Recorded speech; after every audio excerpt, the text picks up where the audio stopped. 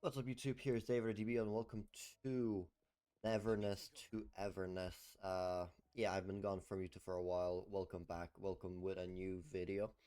And I'm going to make first this video of my thoughts on Neverness to Everness for those people interested in playing the game. Should you check it out? Should you not check it out?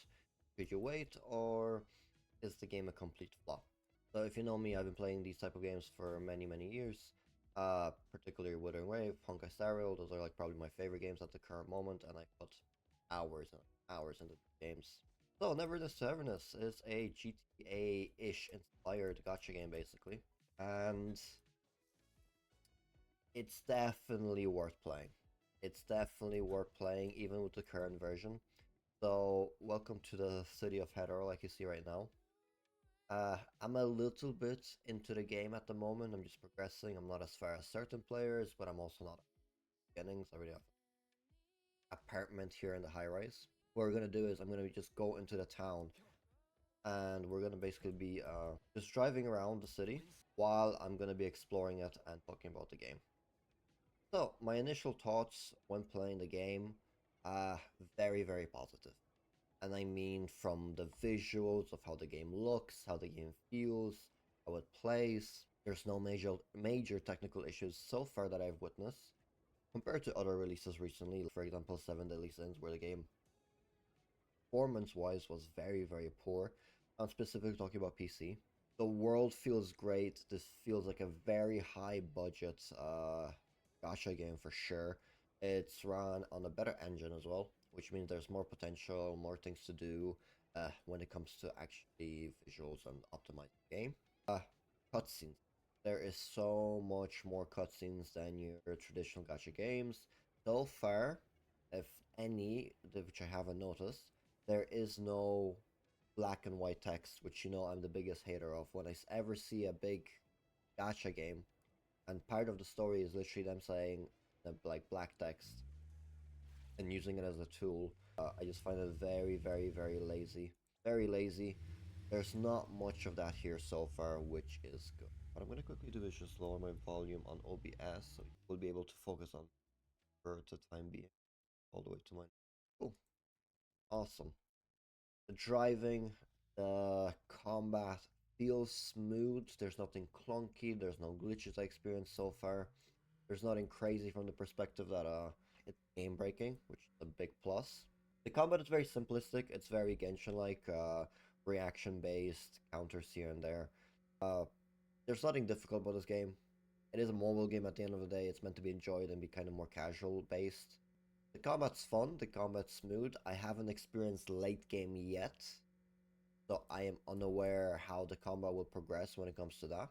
Next thing I can talk about is, which is obvious, which is the world, the driving, the racing, the main like selling, the wanted system. It's very fun. It feels like a well made, well put together, coherent world. Things make sense where they're placed. Obviously, it's fiction and everything, but each location is distinct from one another. Parts of towns are different. Uh, the buildings you purchase, the cafes, the tycoons you kind of micromanage, all feel unique. They have their own little charm. They have their own little sense of personality, especially when you start unlocking them and you put in your characters to work there and you physically see them there and you're upgrading and getting progress slowly. It feels like you're building something. Uh, the racing, it's simplistic, it's easy, it's fun though, it feels good. There's no major challenge, which is probably the main concern I currently have is I can see where this will feel a little very repetitive, and I can see where people might kind of lose interest. I also haven't unlocked any of the better cars, so I don't know if in the higher end races it's gonna be more difficult, that you're racing against faster cars, more racers. I haven't played online, so I don't know how online is working performance-wise, but from the videos I've seen, there's not much to do online, but it runs smoothly, which is fine. Uh, Characters. Let's go into the character screen and just talk about them actually, because I am insanely impressed about the roster.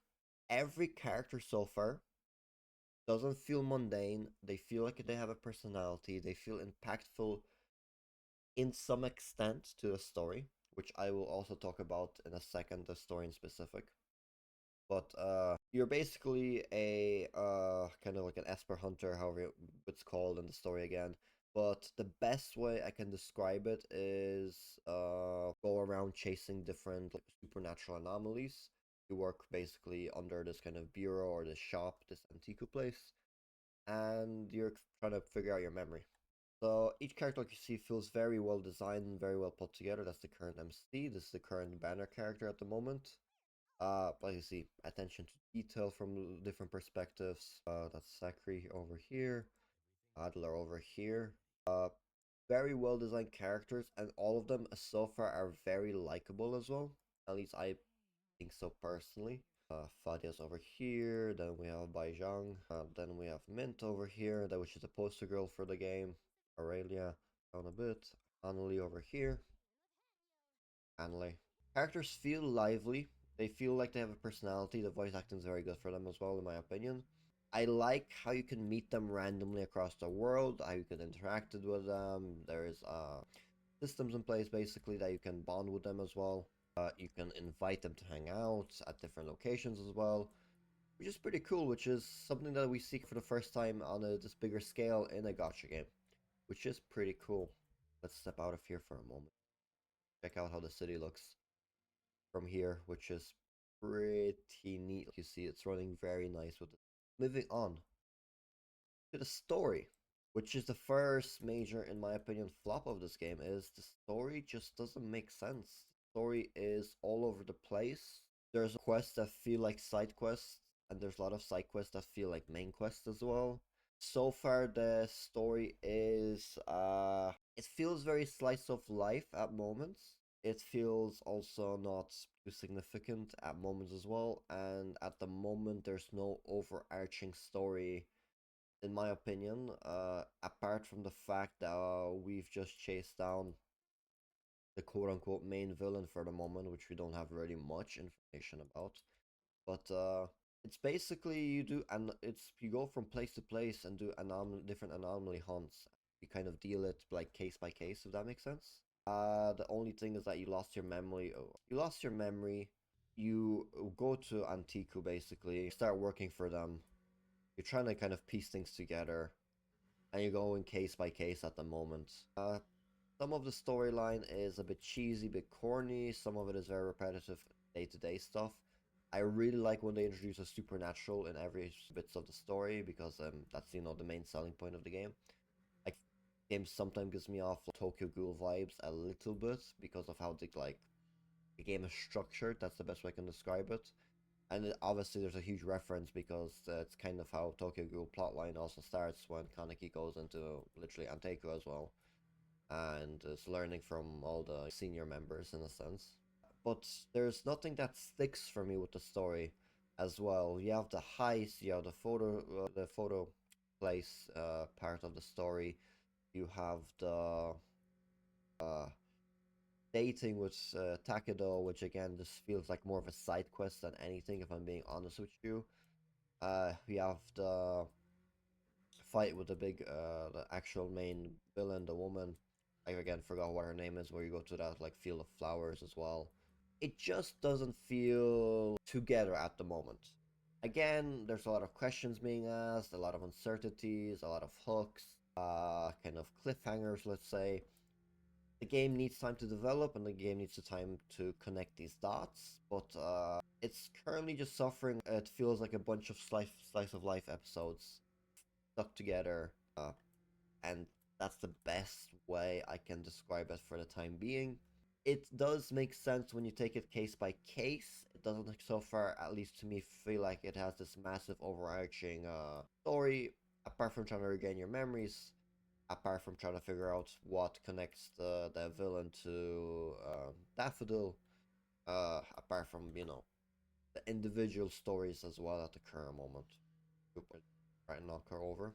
I'm not the fan of this type of approach. I like that it has some slice of life, but I would like to see it in side quests because that way you can expand on the everyday activities. For example, the quest with Haniel, where she becomes basically her and Akane want to become kind of rock stars, or they slowly become rock stars.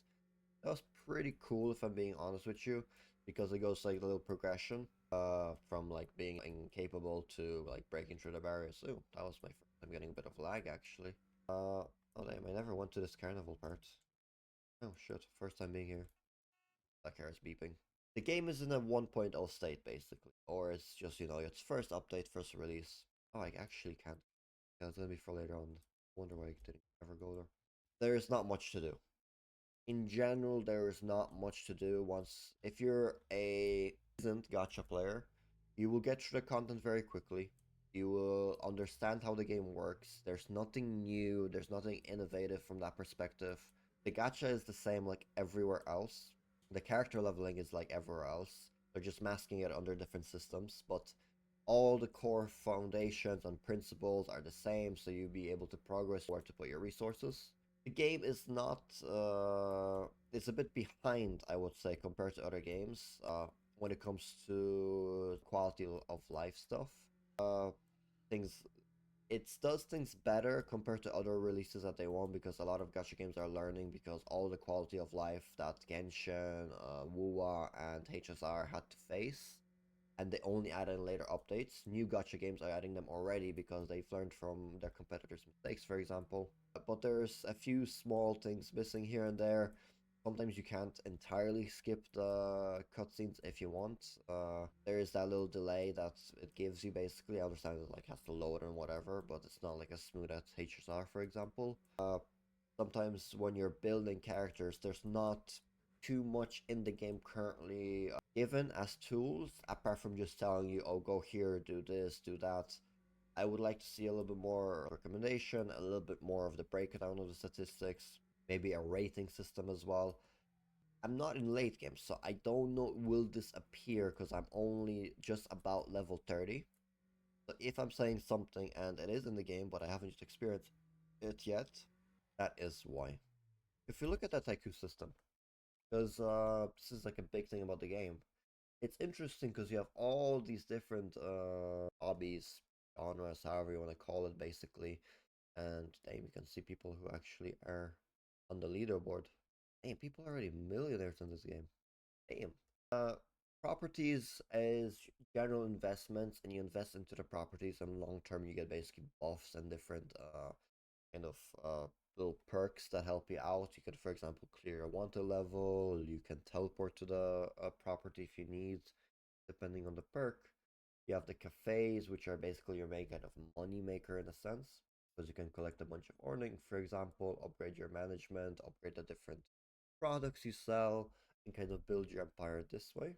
You have the hobbies, which is basically where you spend your points, but they get very repetitive from the perspective is, so far this is it. The Pink Pawns heist is so far the most interesting one in my opinion. Races get a little bit repetitive. City deliveries also get extremely, as well with the taxis. They just get very repetitive very quick. So these feel more like a chore. The heist is pretty cool. The games are games basically. So that if you like them, you like them from that perspective. Let's go back into 5. You also have Hunter Exchange here, which you can use your currency for different goodies around here.